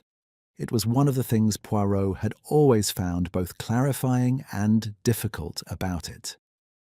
He found Celeste in the library at 10 o'clock, which surprised him. Not her presence there, but her activity within it. She was reading, genuinely, attentively reading, or with the absorbed quality of a person using a book for its actual purpose rather than as a social prop. And she looked up when he entered with the expression of someone returning from a distance. "I should go," she said, "from the island, soon." "Yes," said Poirot, "I think so. My father will not say so directly. He will make it. He will find ways to make staying seem practical and departing seem hasty. It is how he has always managed." She looked at the book in her lap. "But I have the settlement, and I have the account, and I have the knowledge now that I was prepared enough to actually leave. That is new." A pause. Sebastian helped me understand that I was, even while he was still here. Poirot sat in the chair across from her. The library was quiet and cool and smelled of the particular combination of paper and sea air that belonged specifically to this room, in this house, on this island, and which would, he suspected, be the sensory fact that survived longest in his memory of the place. "He left you something," said Poirot. "In a practical sense, I mean, beyond what he was to you. He left you the knowledge that he had found it possible to be entirely himself inside this world without being consumed by it. That it can be done." He paused. "He also left you the leather case." Celeste looked at him. "Petrakis has his inventory and his evidence photographs and the specific documents relevant to his case. The case itself and its personal contents will be returned when the legal proceedings permit. I have spoken to him." He tilted his head slightly. "The list of 23 places, the compass, the marble, these are not evidence. They are biography. They belong to the person who was named in them." Celeste said nothing for a moment. Then, "The last entry on the list. He added it recently." "Yes, in a different shade of ink." Poirot looked at the bookshelf. "He had found the place. He was inviting you to it. The note said, 'We have it. Come.'" He let the silence stand for a moment. "I do not know whether that is a comfort or an additional grief. Perhaps it is both." "Both," said Celeste, with the directness that had become her characteristic register since the necklace came off. "It is definitely both." She returned to her book. Poirot rose and left her to it. He encountered Nikolaos in the hall, which was the geography of a man who had been moving through his own house without direction, not pacing, not purposeful, but simply present in each room in the manner of someone trying to determine whether the rooms still belong to him in the way they previously had, and finding the answer neither wholly yes nor wholly no. Nikolaos looked at him with the expression that had been arriving and departing from his face since the previous evening's terrace, when he had turned from the sea and received Poirot's address, the expression of a man in the early stages of an accounting he had never intended to conduct. "I loved him," Nikolaos said. "Not Sebastian." The pronoun had only one available referent in this hallway at this hour. "I built all of this for him, for them. Everything I have done, the island, the fleet, the collection, it was for them to inherit." "I know," said Poirot. "I am aware that this does not make it right. I am not—" He stopped. He was a man unaccustomed to the sentence he was trying to construct. "I am not without the understanding that what I built for them was also, in some respects, built around them. That the inheritance and the entrapment were the same structure."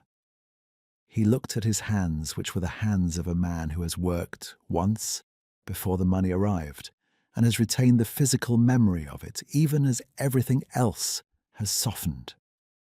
"I thought control was care. I thought provision was love. These are—" He stopped again. "These are very common confusions," said Poirot, without particular softness and without cruelty. "They are the confusions of people who love in the only language they have been taught. The difficulty is that the people being loved are frequently speaking a different language and cannot make themselves understood." Nikolaos received this with the careful attention of a man who suspects it is the most useful thing anyone has said to him in some time, and who finds the usefulness uncomfortable in the specific way that useful truths are always uncomfortable when they arrive late. "Raphael will leave," Nikolaos said after a moment. "He told me this morning. I think I knew it was coming.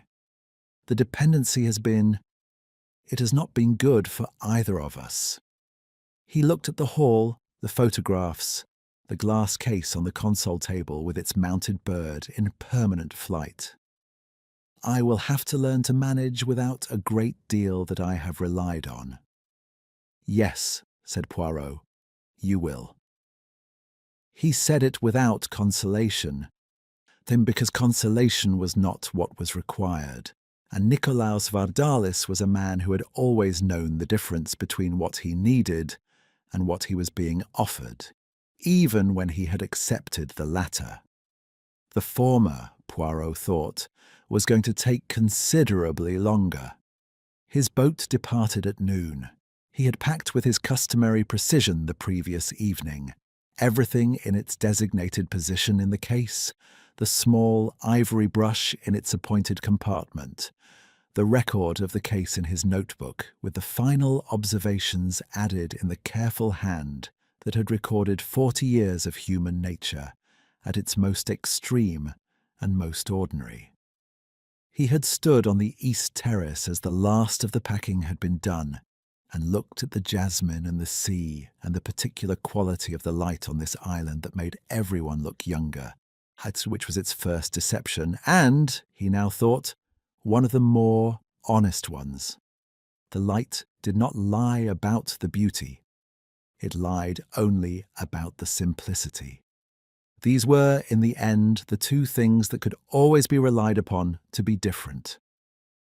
Thomas carried his case to the jetty with the quiet efficiency that was his primary mode of existence, and would, Poirot suspected, serve him very well in whatever household he chose next, which he rather hoped would be one that required less active suppression of his own considerable intelligence. "Thank you," said Poirot to him at the jetty. Thomas nodded once with the precision of a man for whom the word and the nod were together exactly sufficient. The boat moved out from the jetty into the impossible blue, and Poirot settled into the seat facing forward toward the mainland, high toward the ferry and the train, and eventually the ordered quiet of his London flat, where George would have pressed his suits, and Miss Lemon's letters would be arranged in the system whose logic admitted no deviation, and where the proportion of things would be as he preferred. He did not look back at the island immediately. He looked at the water, which was very clear close to the hull, pale green over the pale rock of the sea floor, the surface refracting the sun into shifting geometries that moved without repeating, as patterns do when their elements are genuinely free.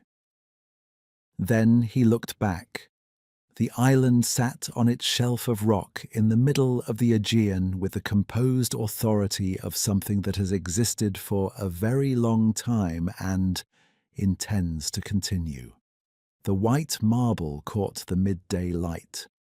The bougainvillea made its arterial statement against the limestone. The glass pavilion at the southern promontory glittered. It was, undeniably, still beautiful. Only its meaning had changed. "Luxury is admirable," said Poirot to the Aegean, which did not reply. "But authenticity, that is priceless." He turned forward again. The boat increased its speed. The island fell behind.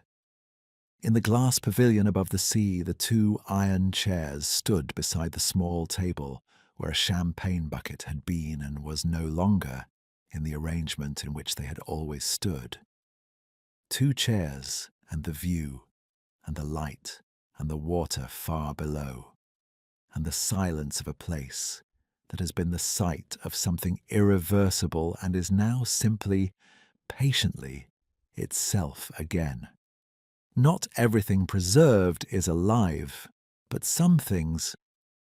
The brass compass, at the clouded marble, the list of 23 places, and the note at its end, the woman reading in the library with her inheritance restored and her departure imminent. Some things are. Poirot watched the horizon. The little grey cells, having done what they were made to do, rested. The Aegean ran on beneath the hull, blue and indifferent and perpetual, as it had always been and would continue to be, long after every story told upon its surface had dissolved into the ordinary silence of what remains.